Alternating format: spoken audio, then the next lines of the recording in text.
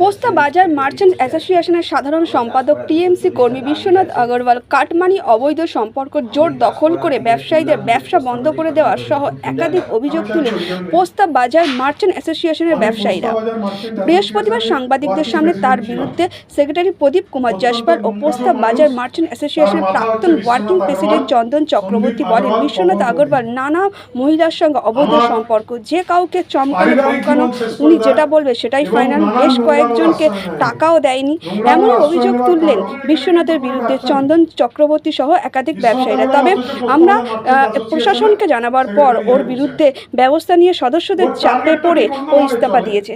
তাতে প্রশাসনের কাছে আমরা খুশি, কিন্তু এখনও দেখা যাচ্ছে সেই একই রকমভাবে তাকে কোনো রকম পরিবর্তন হয়নি।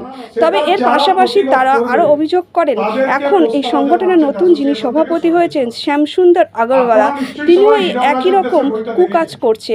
তাতে আমরা স্যাটিসফাই নই। আমাদের দাবি, এখানে 12খানা দোকান বন্ধ রয়েছে, তা অবিলম্বে খুলতে হবে, তা না হলে আমরা বৃহত্তর আন্দোলনে নামবো।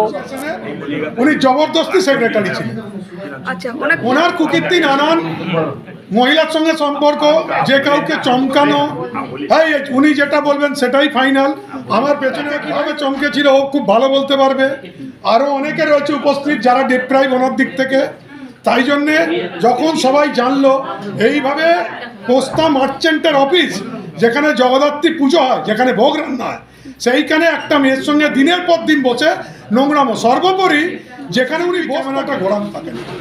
2 তারিখ অবধি আপনারা সিসিটিভি ফুটেজ চান, দেখবেন ক্যামেরাটা ঘোরানো, আপনারা দেখতে পেয়ে যাবেন। টাকা পয়সা এক দোকানের বাকি, প্রচুর দোকানে, সেই দোকানগুলোর উনি দায়িত্ব নিয়ে নেয়, মাল দাও টাকা পেয়ে যাবে, সে টাকা আর আসেনি। তারপর কি ব্যাপারে সেটা উনিই জানেন।